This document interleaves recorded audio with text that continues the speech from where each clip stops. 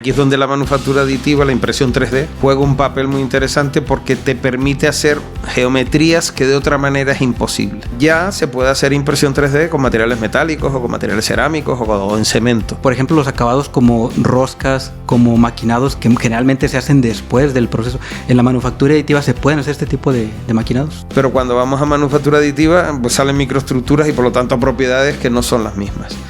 Y para eso hace falta, lo que te digo, conocimiento, ingenieros de materiales, ingenieros metalúrgicos detrás que entiendan qué es lo que está pasando. En el caso de que a ti se te rompa, yo qué sé, un hueso, una tibia, la rodilla, pues te van a tener que poner una rótula que ajuste exactamente a tu geometría.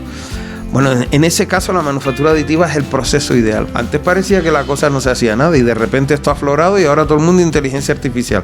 Pues con la impresión 3D, que es el mundo de la manufactura digital, bueno, pues todo entra dentro de lo que se llama industria 4.0, que el que no se apunte a esto va a quedar fuera.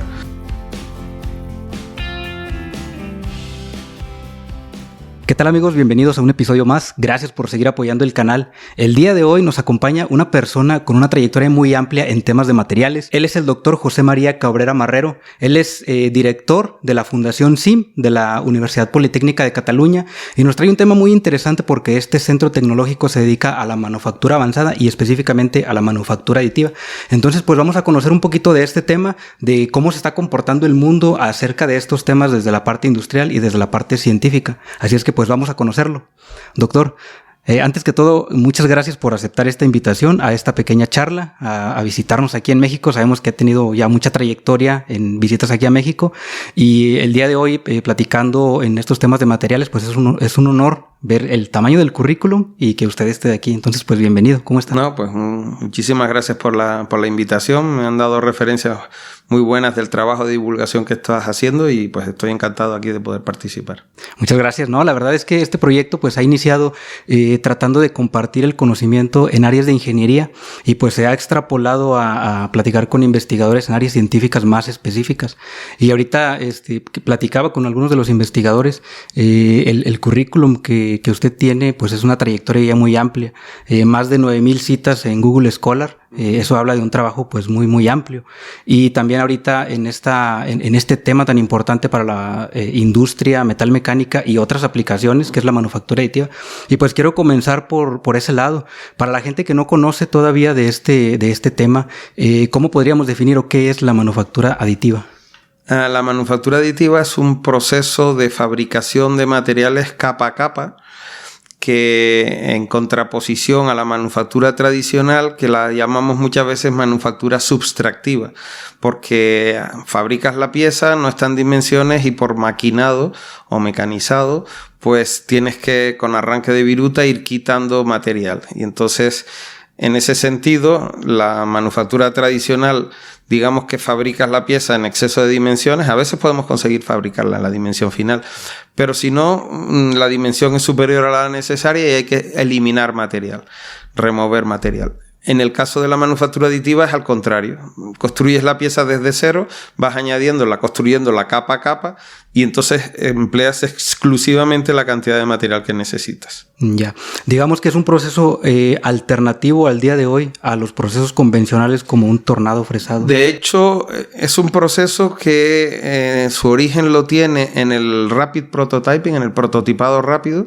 Surgió para hacer prototipos de manera muy rápida y muy barata. Normalmente se hacían piezas de plástico, pero más y más ya no hacemos prototipos, más y más la pieza es una pieza final. Por lo tanto, ya no podemos hablar de un proceso de prototipado, ahora ya estamos haciendo piezas reales. Por lo tanto, es un nuevo proceso de manufactura que ha llegado para quedarse, que tiene su nicho de mercado, no da una solución a todos los problemas, pero da una nueva solución a algunos problemas que es muy interesante. Ya. En algún momento en una empresa me tocó ver que hay piezas que no se pueden construir con los procesos convencionales. Nada más por dar un ejemplo, había una boquilla para corte láser, que esa boquilla tenía que llevar un enfriamiento interno. Y ese enfriamiento interno tenía que ser una especie de espiral. Entonces, para hacer el maquinado del espiral interno, a veces es imposible. Y aquí es donde la manufactura aditiva, la impresión 3D, de forma coloquial, pues juega un papel muy interesante porque te permite hacer geometrías que de otra manera es imposible. eso te da un nuevo grado de libertad de diseño que hace que consideres mucho el cambiar la forma de fabricar. Tiene también sus inconvenientes, que si quieres los podemos ir comentando, pero el primero es que fabrica, digamos, relativamente lento. Por lo tanto, no está pensado para grandes series. Está pensado para prototipos o series cortas. A día de hoy todavía series largas es muy difícil. Series medianas ya empiezan a ser posibles. Y aunque la fabricación sea lenta, normalmente las máquinas de fabricación aditiva son relativamente baratas. Por lo tanto, una cosa que normalmente en los procesos tradicionales, cuando tú quieras aumentar la productividad, lo tendrías muy fácil poniendo una segunda línea de fabricación, no lo haces porque es carísimo. Pero en la manufactura aditiva, si yo pongo una segunda impresora, la inversión es muy pequeñita. O sea que rápidamente poniendo impresoras que trabajen en paralelo, estoy multiplicando por 2, por 3, por 4 la productividad. Entonces, bueno, tiene otros paradigmas que hay que estar atentos a ellos para poderlos utilizar, y entonces cuando quieres hacer series medianas y largas, se puede. Aunque de entrada el axioma que todavía está detrás es que no pienses en manufactura aditiva para series medianas y largas, pero ya empiezan a haber series medianas perfectamente posibles. Sí, a veces estamos acostumbrados aquí al menos aquí en la región, que es un sector productivo, que es producir pieza en serie. Entonces a lo mejor eso genera una especie de resistencia todavía en verlo como una opción Correcto. Distinta. Sí, pero además tiene otra cosa muy importante. Cuando fabricas en serie, realmente la ganancia que tienes por pieza que fabricas es muy pequeña. El valor añadido suele ser pequeño. Cuando te metes en el mundo de la manufactura aditiva, pasas a un mundo donde el valor añadido es muy alto. Y eso tiene una ventaja, porque trabajando lo mismo consigues más rendimiento.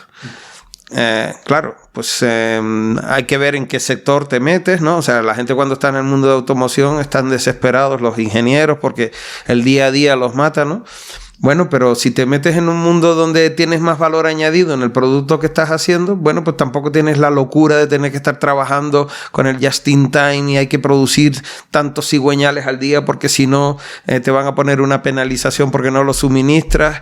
Bueno, es todo mucho más estresante. Cuando te metes en el mundo de la manufactura aditiva, bueno, es todo un poco más relajado, más tranquilo, estás con mucho más valor añadido, y eso es muy interesante también porque bueno, te lleva a un mundo de mucho menos estrés, donde hay que pensar más y con mayor tranquilidad, ¿no? Sí.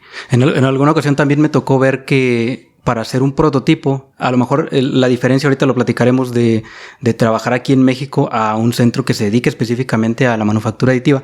A mí me tocó aquí ver en una empresa que para hacer una pieza que iba a ser no una pieza de producción, sino un elemento de la máquina, sí se mandó a hacer a través de una impresión 3D, pero se mandó a hacer en nylon, que no es todavía en metal, para hacer el prototipado.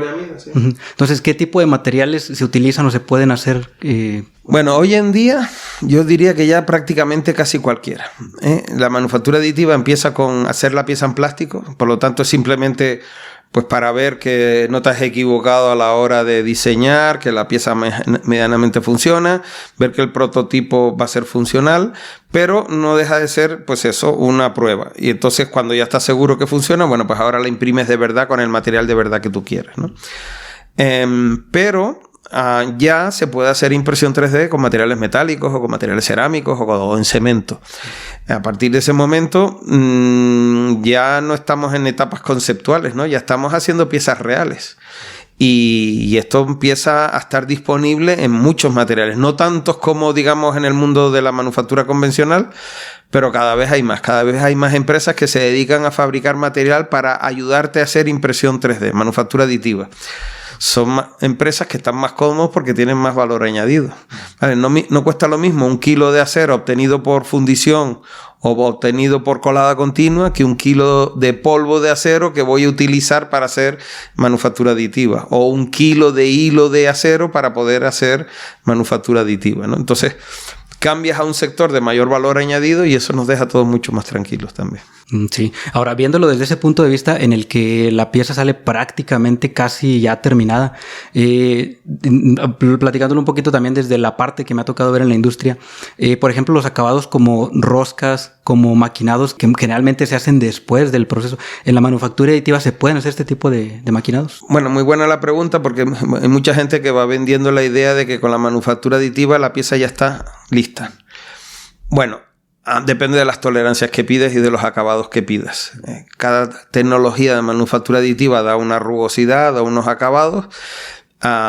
Es posible fabricar roscas por manufactura aditiva. A lo mejor no tienen la misma precisión que por un proceso de mecanizado, pero lo que quiero dejar claro es que yo puedo seguir utilizando los procesos convencionales. Yo puedo hacer que el cuerpo principal de la pieza sea por manufactura aditiva y luego le hago unas pasadas de rectificado, de acabado final, de terminar de entrarlo en dimensiones, ¿vale? Por lo tanto, no es una tecnología necesariamente que tenga que darme la geometría final, pero me va a quedar muy cerca, de tal manera que, bueno, las etapas de mecanizado pues pueden ser mucho más pequeñas. Lo que sí que es importante ir señalando, por ejemplo, cuando hablamos del mundo de los materiales metálicos, cuando haces manufactura aditiva, normalmente son procesos donde uno calienta muy rápido, funde y solidifica muy rápido. Y la palabra rápido aquí lo que me está diciendo es que me voy a salir con bastante seguridad del equilibrio. Y si me salgo del equilibrio, puedo tener microestructuras que no son de equilibrio. Y puedo tener propiedades mecánicas inesperadas. Por lo tanto, hay que darle mucho acompañamiento de conocimiento de materiales para entender qué propiedades estamos obteniendo, ¿vale? Porque podemos estar con materiales que aparentemente la composición química es la misma que los materiales que en una ruta de fabricación convencional, pero cuando vamos a manufactura aditiva pues salen microestructuras y por lo tanto propiedades que no son las mismas.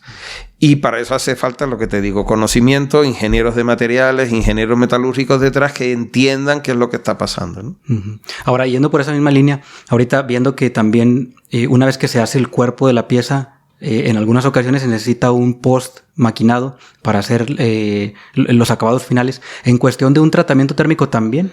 También pueden aceptar tratamientos térmicos. Lo único que ocurre es que como el material lo ha sacado del equilibrio en muchas de las ocasiones, pues el tratamiento térmico seguramente vamos a tener que rediseñarlo. Puede ser que las temperaturas si fuese un acero, la temperatura de austenización sea ligeramente diferente, las velocidades de enfriamiento que haya que estar trabajando sean ligeramente diferentes, las temperaturas de mantenimiento diferentes a las de si la microestructura fuera convencional.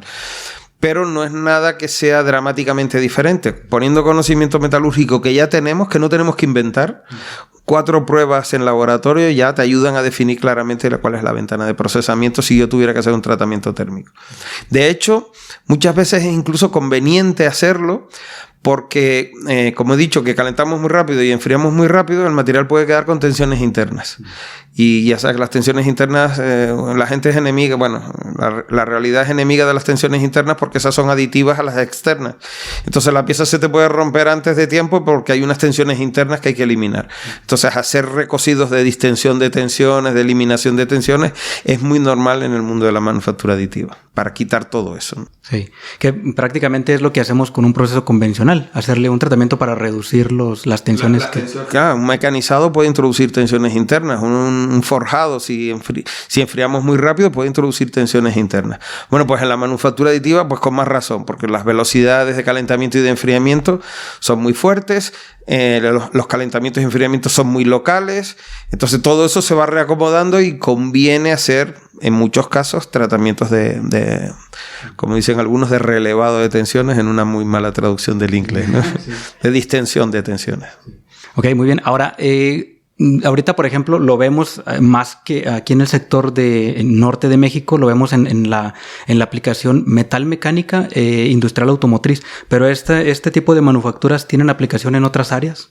Sí, claro. O sea, de hecho no surgió en el mundo metalúrgico, sino surgió más bien en el mundo del prototipado haciendo piezas de plástico, pero que en el mundo de materiales, en biomateriales, pues cuando te tienen que hacer un implante, lo que vamos a hacer es poder fabricarte el implante a medida. Antes, claro, eso va en contra de lo que es la producción industrial, donde tú fabricas las piezas en serie y todas iguales. Claro, en el caso de que a ti se te rompa, yo qué sé, un hueso, una tibia, la rodilla, pues te van a tener que poner una rótula que ajuste exactamente a tu geometría. Bueno, en ese caso la manufactura aditiva es el proceso ideal porque es un proceso muy customizado. Yo puedo cambiar fácilmente la geometría e imprimirla sin necesidad de una matriz o un dado, un molde. Bueno, eso abarata muchísimo y facilita el que podamos ir ahí. Entonces el mundo de biomateriales, de implantes, fue uno de los primeros que empezó a utilizar metales por manufactura aditiva. Pero los campos no nos los acabamos, ¿no? Yo que trabajo en un centro tecnológico que se dedica a esto, cada día me sorprendo de las cosas que podemos estar haciendo en manufactura aditiva. Por ejemplo, trabajamos con empresas que quieren hacer catalizadores. En un catalizador es muy importante que tengamos mucha superficie específica y por lo tanto que la pieza tenga una cierta porosidad. O sea, al contrario que en la manufactura convencional, que no quiero que el material sea poroso, en la manufactura aditiva puedo conseguir que sea muy poroso y que haya mucha superficie específica para que haya reacción con los catalizadores y acelerar las reacciones, ¿no? Estamos trabajando en proyectos como, por ejemplo, que tienen que ver con el mundo industrial, el de las refacciones. Yo no sé cómo será aquí en México, me imagino que igual que en España, pero cuando tú fabricas un coche, la ley te obliga a que, acabado de fabricar el coche, tú todavía puedas suministrar refacciones, repuestos, decimos nosotros, por unos 20 años. ¿Y eso qué vas a hacer? Pues tener un stock inmovilizado donde tienes nada más que las refacciones esperando a que alguien las necesite. Bueno, la manufactura aditiva te puede fabricar la pieza bajo demanda. Oye, que se me acaba de romper no sé qué piecita del coche. Tranquilo, mañana te la imprimo. Y mañana la tienes hecha. O si no, mañana, pasado mañana. Eso hace que la refacción sea mucho más barata porque no tengo que estar pagando los costes de almacenamiento de tener la pieza en el almacén, ¿no? Entonces, bueno, es un paradigma nuevo que hay que saber resolver, que hay que saber ajustarlo y meterlo en la fabricación tradicional, ¿no? Ahora, me imagino que también si hubiera automóviles que ya no se fabrican esas refacciones, se pudiera escanear la pieza y... Correcto. ¿Podemos hacer ingeniería inversa? No, el coche ya está descontinuado. ¿Y ahora qué podemos hacer? Bueno, pues si tenemos un plano, pues es fácil pasar ese plano a 3D y de un CAD pasarlo e imprimirlo sin mayores problemas. Cuando no tenemos plano, bueno, pues aunque la pieza esté rota, la podemos juntar y lo escaneamos y le sacamos las dimensiones y listo para poderla imprimir. O sea que en ese sentido no habría ningún problema. No es necesario que estén los datos del material guardados en un plano, ¿no? En un CAD, ¿no? Ahora, por ejemplo, no sé si en algún video o en alguna conversación lo vi, ¿se pueden hacer reparaciones de una pieza que solamente le falta una parte? Sí. Correcto, esa es otra de las ventajas y es uno de los proyectos que nosotros estamos trabajando. El reparar materiales, es decir, el material, por ejemplo, se desgasta, le falta ahora sección, ¿qué hacemos? ¿Lo vamos a fabricar de nuevo o simplemente añadimos unas cuantas capas en superficie que luego la podemos remecanizar y lo dejamos en dimensiones? Pues eso, desde el punto de vista medioambiental, es muy sostenible, es muy interesante porque no estás mandando al vertedero, no estás mandando a los desechos el material o la pieza, sino que la estás reutilizando, la reacomodas, la reparas y la pieza queda lista para poder ser utilizada. Sí, la verdad es que, o sea, viéndolo desde ese punto de vista, son muchos los beneficios que, al menos las personas que desconocemos del tema, pues ahorita con esta claro, charla... Entonces, todo eso entra dentro de lo que se llama el análisis de ciclo de vida y que esta forma de fabricar pues te hace cambiar ahora según qué conceptos, ¿no? Entonces, en vez de coger una pieza y de mandarla al vertedero o a achatarrarla, digo, no, espérate, la puedo recuperar, vamos a repararla. Entonces, el coste de esa pieza, una vez reparada, no puede costarte lo mismo que si la fabricáramos por primera vez. El CO2 generado en fabricar una pieza nueva no tiene nada que ver con el CO2 generado en reparar una parte de la misma pieza. Y la pieza queda lista para seguir siendo utilizada. Hay que tener en cuenta que normalmente en ingeniería mecánica se diseña a vida infinita. Claro, vida infinita significa que funcionalmente va a aguantar un montón de ciclos, pero si hay desgastes asociados, ese hay que irlo corrigiendo. Entonces corriges la zona que se ha desgastado y la pieza queda lista para otra vida infinita, ¿no? Sí. Ahorita ya lo mencionaba, de manera general, el costo-beneficio es mucho mejor que un proceso tradicional. Bueno, hay que mirárselo con calma el tema, ¿eh? Porque ya te digo que esto está muy bien para series cortas. A la que estamos hablando de series largas, esto ya no empieza a ser rentable porque no tenemos capacidad. pero para series cortas viene a ser una solución muy aceptable, ¿no? Sí. Hacia allá iba porque ya se especifica, ¿no? Para series cortas, pero por ejemplo también en cuanto a la dimensión, ¿hay también alguna limitante? Bueno, la hay, pero digamos que, claro, a lo mejor todos tenemos en mente la típica impresora que te compras por 300 euros, que es una dimensión chiquitita, pero esa misma tecnología es fácilmente escalable a la dimensión que quieras. Nosotros en el Centro Tecnológico hemos desarrollado impresoras de cemento que miden 5 metros de largo por 5 metros de alto por 5 metros de profundidad. O sea, la puedo hacer de 50 centímetros también, pero la puedo hacer de 5 metros. No es más que un problema de escalarlo y no suele ser un problema eso, ¿no? Sí, la verdad es un tema muy interesante y me gustaría también conocer la perspectiva que usted tiene desde conocer aquí en México cómo se encuentra este sistema de la manufactura aditiva a ya trabajar en un centro tecnológico de la manufactura aditiva. Primero, conocer qué es el centro de manufactura aditiva. Nosotros somos una fundación sin ánimo de lucro que pertenece a la Universidad Politécnica de Cataluña. Tenemos 45 personas trabajando en el centro, donde hacemos no solamente I+D en el área de manufactura aditiva, sino también formación y divulgación. Supongo que has oído hablar de los Fab Labs, ¿no? Que son los laboratorios de fabricación digital, que lo que hacemos es introducir a la ciudadanía este concepto de fabricación digital de impresión 3D, para que no se les haga un tema inalcanzable, ¿no? Y entonces que los chiquitos jóvenes, pues ya en casa puedan empezar a manipular estas tecnologías de fabricación o en las oficinas, en los laboratorios de barrio, donde la gente además trabaja de una forma muy cooperativa, mucho networking. Entonces les enseñamos a trabajar con la manufactura aditiva, ¿no? Pero el cuerpo fuerte de nuestra actividad viene a ser en I+D, desarrollar tecnologías de impresión 3D y aplicarlas en los procesos, de tal manera que seamos acompañantes del cambio de paradigma tecnológico con las empresas, convencerlos de que esta tecnología puede ser, ayudar a testear la tecnología, porque yo puedo entender que haya dudas de si económicamente o no es rentable, pero si primero no la fabricamos, pues no sabremos lo que va a costar. Y esto además está cayendo en picado el precio. O sea, a mí me gusta mucho utilizar la palabra de que se está democratizando. Hace años impresoras 3D de metales eran cosas de 1 millón de euros y ahora mismo ya valen un orden de magnitud menos, ¿vale? Entonces ya esto cualquier pequeña y mediana empresa puede empezar a jugar o a fabricarlo, ¿no?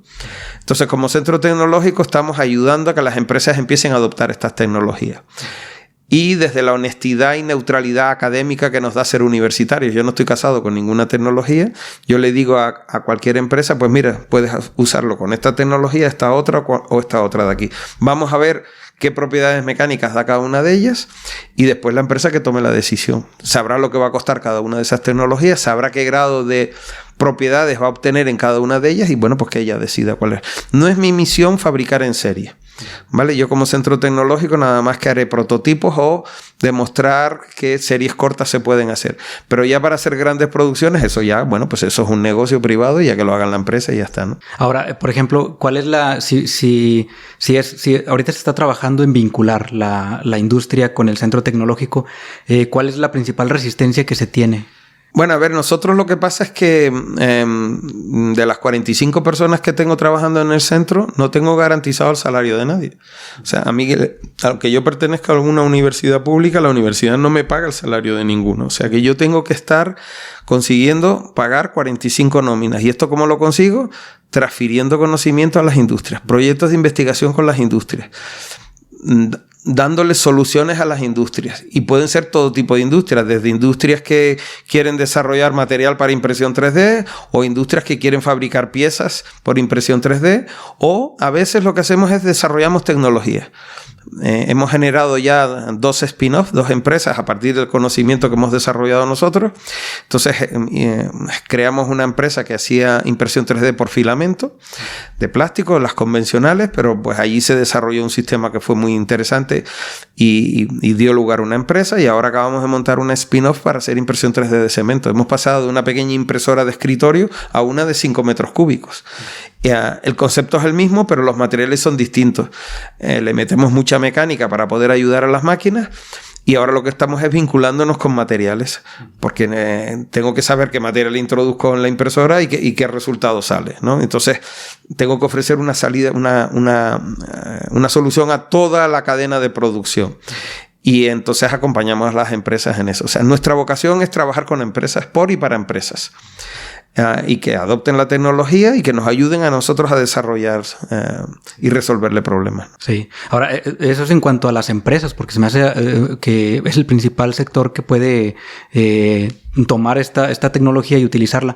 Viéndolo desde el punto de vista de los estudiantes, de la parte académica, y lo digo porque en algún momento me tocó ver que los estudiantes que van saliendo ahora, o que van egresando actualmente, ya traen mucho el chip de la inteligencia artificial y la traen para diseñar piezas. Entonces ellos ya solamente le ponen las indicaciones a la inteligencia artificial y se crea la pieza. Además pasa otra cosa. Yo que soy profesor lo noto. A mí ya me quedan pocos años de profesor, pero la gente joven que entra sin todavía haber hecho la carrera universitaria ya te da clases de cómo se fabrica una pieza por impresión 3D, saben lo que es un Arduino, saben lo que es una programación.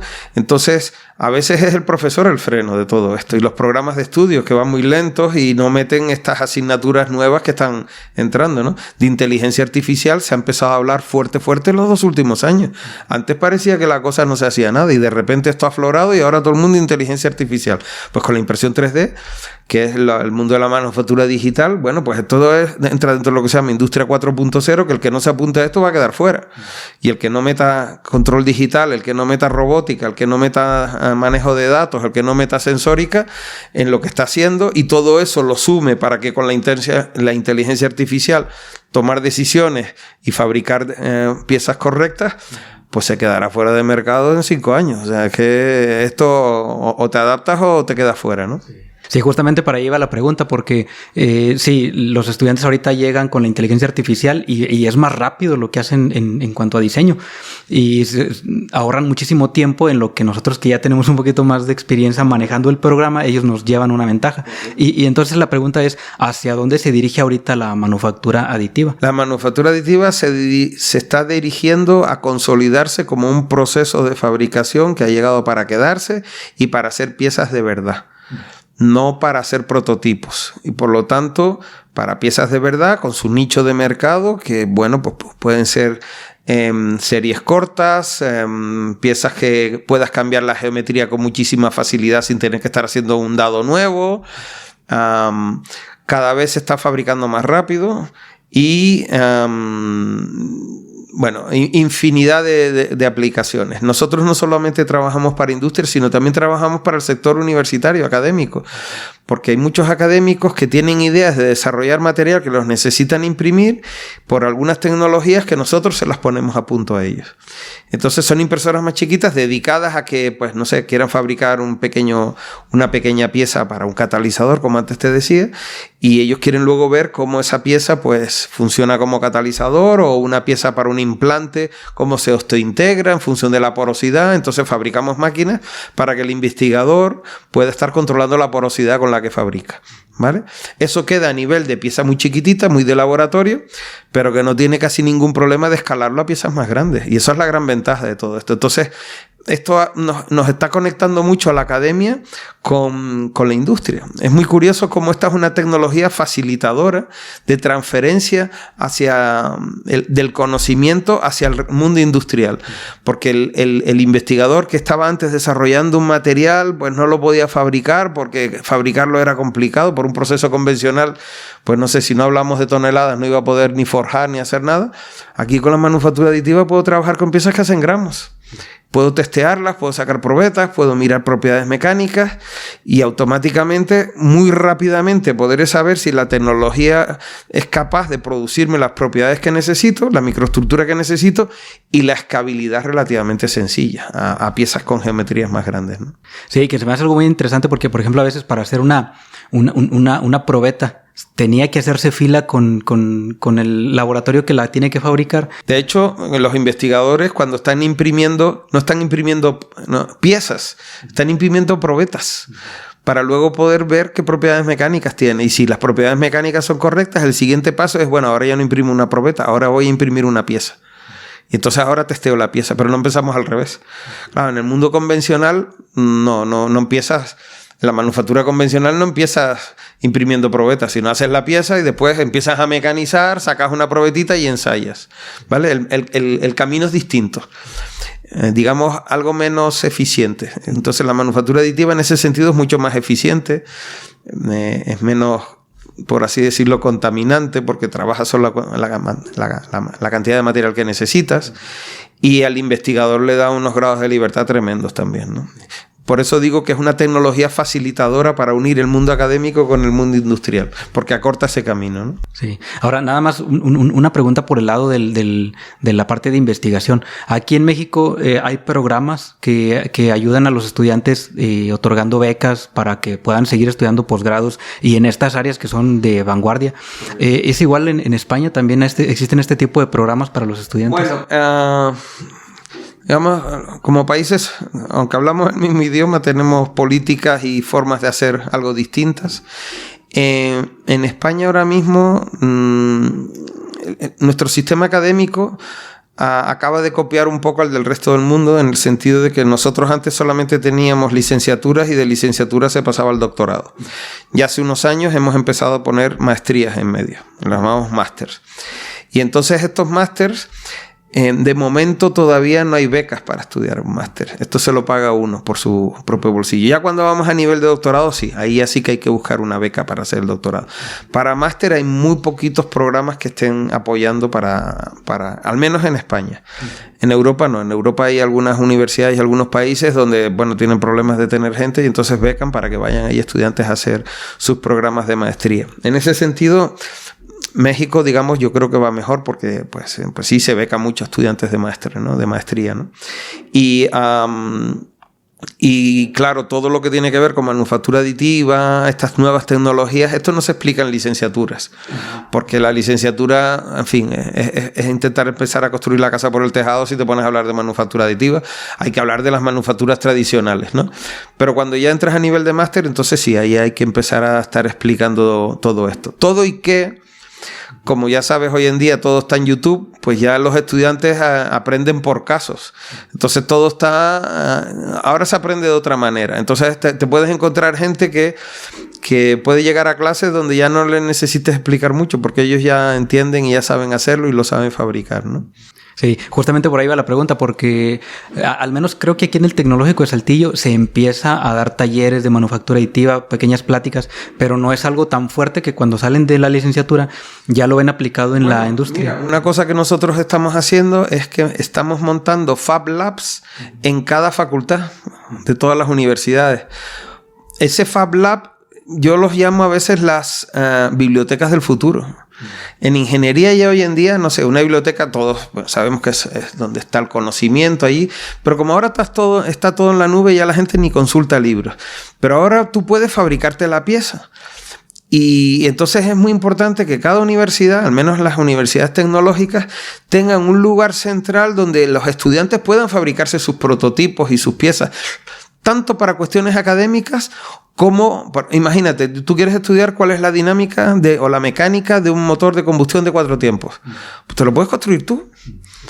Y si te lo construyes tú, aprendes mucho más que si te lo tienes que estudiar con un esquema mirando en una página o un PowerPoint animado. No, es que te lo construyes tú.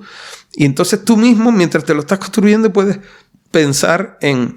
No, ¿y por qué no lo hago girar de otra manera? Y te lo construyes tú y tú mismo lo pruebas y lo testeas rapidísimamente y lo puedes hacer en plástico, que no cuesta nada. Y cuando ya el concepto lo tienes claro, dices, bueno, pues ahora vamos a escalarlo a metales, ahora vamos a hacernos... Y eso se puede hacer, ¿no?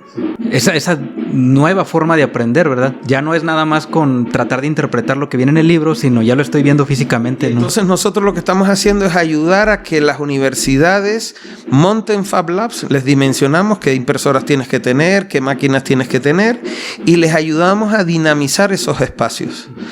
Pero intentamos convencerles de que no lo hagan de forma voluntaria. Tú no puedes tener una biblioteca que funcione a base de voluntarios, ¿no?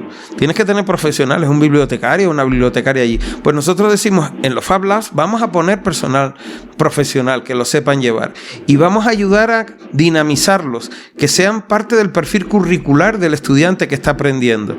Si a un Fab Lab le pones además robótica, le pones un Arduino, le pones programación, es que es la forma moderna de aprender, que puede necesitar profesores que también estén activos en esa dirección, porque si no, no van a entender qué es lo que se está haciendo, ¿no? Sí, cierto, porque sí, en realidad si los formadores no se siguen preparando, va a estar limitado. Sí. Doctor, para finalizar, ahorita digo, ya podrán escuchar por ahí el ruido de la banda de guerra, para ir finalizando. Para demostrar que estamos en el Tecnológico de Saltillo. Sí, exactamente. Para ir finalizando, una pregunta que siempre le hago a los invitados, algo que le gustaría agregar que yo no haya preguntado. Pues, no, o sea, primero felicitarte por el trabajo que estás haciendo de divulgación y segundo, animar a la gente a que estudien por su cuenta la manufactura aditiva, que la practiquen. Realmente es muy baratito hacerlo. Que le pierdan el miedo a las tecnologías digitales, que hay mucho tutorial en YouTube, pero si no, que nos contacten, que nosotros les invitamos a todos los ayuntamientos de Barcelona y el entorno metropolitano a montar Fab Labs, y entonces los ayuntamientos luego abren esos espacios a la ciudadanía. Muchas veces se los ofrecemos a las universidades para que las universidades abran ese Fab Lab al barrio, de tal manera que no hace falta montar una jornada de puertas abiertas una vez al año.